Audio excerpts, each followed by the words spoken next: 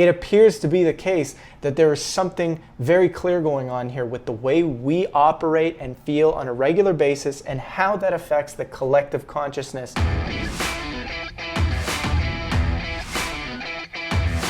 Welcome to another episode here. So what we're going to talk about here is a subject, we get asked a lot when it comes to, what can I do or how much power do I really have as an individual to make a difference both, in my community or in the world, or to change the systems or to change consciousness as it is today, such that we begin seeing a different world, perhaps a world where humanity does thrive.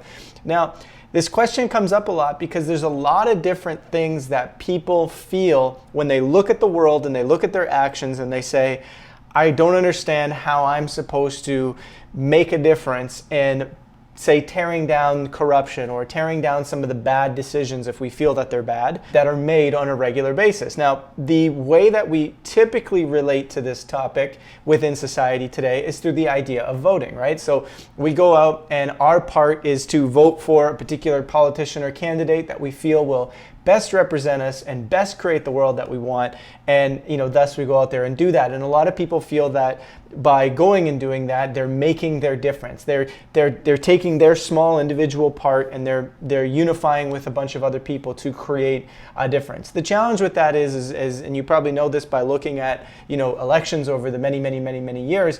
You'll notice that it's always split. At any given time, there's really only ever about 30 or 35% of a total population that is actually in support of the particular politician at hand, which means that there's probably about 70% of people on the other side that don't really want to be involved with this particular politician or don't feel that they can best represent the country, which at the end of the day starts to get you to realize that inherent within our society, there's this idea that we're electing people that for the most part, the majority of people don't want in that position of power. So that's a very interesting takeaway at the end of the day when we start thinking about how is that action of being collectively involved, is that action truly leading towards a world where we can thrive? Or is it time for us to kind of rethink, relook at this whole political idea in a little bit of a different way? And I think where we're going to start with this is on the consciousness end, right? So when we talk about the idea of why you matter a lot, the first thing I want to do and what I want to set up as a context for this, there's a particular video of what looks like a high school teacher. I actually don't know who this person is in the video, but it looks like they're a high school university teacher, and they have a series of dominoes. There's 13 dominoes, and I'm explaining this a little bit so for people on the podcast who listen to this through audio, they can hear this and understand what we're about to look through and what we're about to hear from this guy.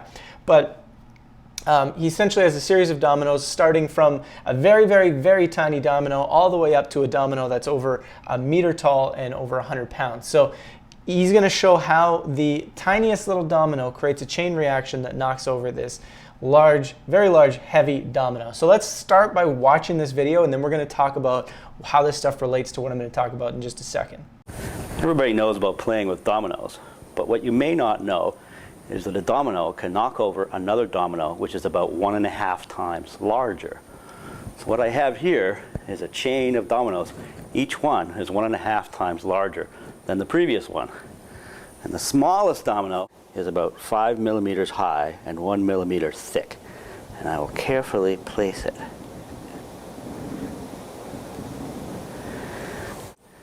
And there are 13 dominoes, and the largest domino, it weighs about 100 pounds and is more than a meter tall.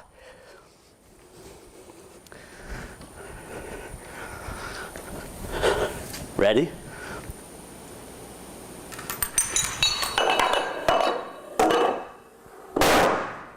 Boom.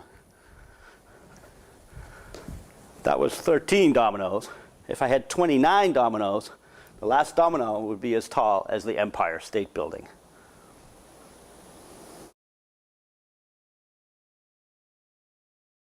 All right, so let's think about this for 1 second. You saw the tiny little, millimeter thick there, couple millimeter thick domino, and all of a sudden it's knocking over this giant 1 meter, over 1 meter, over 100 pounds domino. And the reality of the situation is he starts talking about how if there were 29 dominoes, it would be as high as the Empire State Building. Now, the importance of that context is that the height of that Empire State Building often feels like the size of changing the world, the size of our systems, the size of our structures in relation to us as an individual within our particular world. So it's like, here we are on an everyday basis, waking up, going to work, doing our thing, paying our taxes, whatever it might be, trying to make a difference by buying less plastic, by, making sure that we do things that are in harmony with the environment. Maybe we vote for somebody in particular that has a particular idea that we like and that we'll think will make a difference. Right? But it seems monumentally crazy, and I've been through this a million times doing collective evolution. I've presented ideas to people, and they go, "You realize that you or your organization, or even the people you get on your side, if you will, right, will never have the power to change the size of the systems and the infrastructures out there." And the reality of the situation is that's not what this is about entirely, right? It's not about, okay, hey, one organization or one set of people are going to go and do this. This is going to come down to reframing the conversations that we have on a regular basis. And the reality of the situation is that starts with one of us.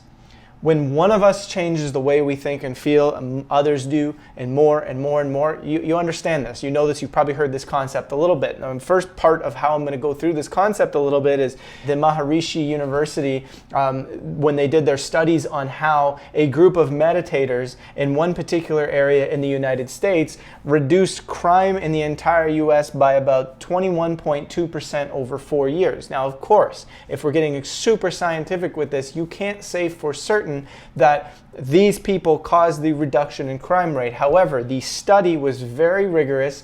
They went through, and I'm going to show you a couple graphs here.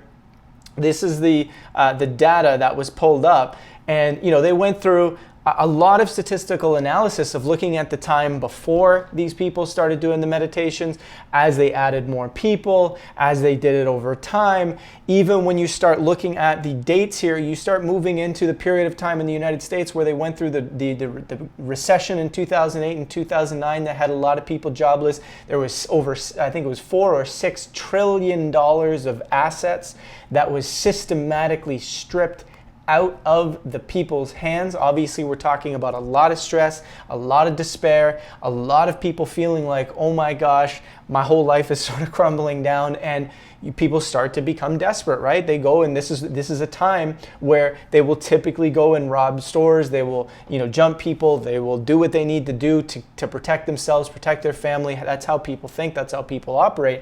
However, that's not inherent to how humans are. And further to that, the discussion of this meditation impacting the United States through that recession, such that you actually saw a drop every year in crime in the entire country. That is a huge takeaway here, right? Because now we're seeing that the effect of consciousness, right? This is the theory, right? That's still continuing to unfold over time. And again, you've probably heard this before, but we're going to dig on this a little bit further, and we're going to push this into how it represents and how it can shift in our daily actions, because there's a very key takeaway here that we have to get to, and that we have to make a more pop culture conversation, because currently it's being left out. So you see the impact of these meditators. It's helping to keep people on a more even keel. It's helping to keep people calmer. What it's doing is it's creating a greater coherence with the heart, meaning that the heart and the mind are much more balanced, which means the emotions are going to be more intelligent in how we go about it, right? We're not going to be so driven to just react. Instead, we feel something, and all of a sudden there's this little extra bit of awareness. Hey, why am I feeling that? What's going on here? Introspection, right? People start, instead of taking rash actions, which again, some people still did that in the United States, but the rate lessened because the impact of just a small amount of people made a huge impact on 300 million people, right? And this is kind of the key takeaway here, is that through this entire process, if you're able to mitigate fear, anger, right? And this idea of having a lack of empathy, right? We'll talk about separation, right? When you're bringing people together that are putting out a different consciousness, that are putting out a different energy from the heart in a large fashion, it brings into question this idea of a collective consciousness and how many people is needed to affect a collective consciousness, that if this in fact does exist, which intuitively I feel it exists. This has always been the message that I share, is this idea of a collective consciousness, right? That I learned from others, that I explored myself, that I said, hey, you know what? This resonates with me on a deep way. And I started to do my own exploration into this. And the more that I explored it, regardless of the scientific rigor not yet being able to explain entirely what's going on, it appears to be the case that there is something very clear going on here with the way we operate and feel on a regular basis and how that affects the collective consciousness.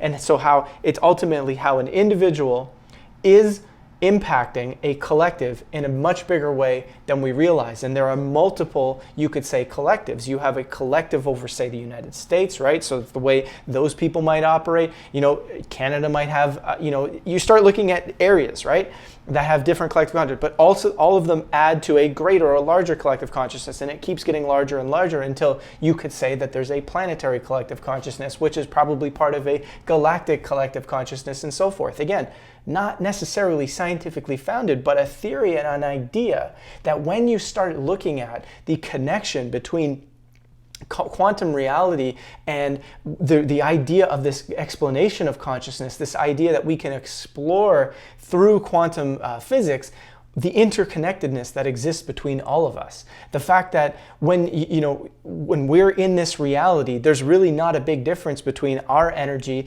and the energy that's out there, the energy that makes up this computer or anything like that. It's all made of the same stuff, and it all is interacting in a particular way that appears to be defined by the consciousness individual to each person, that is within a collective consciousness that says, hey, yeah, this is a computer, this is a table, right? So we agree upon, as a collective, various things that create the reality around us such that we can experience it.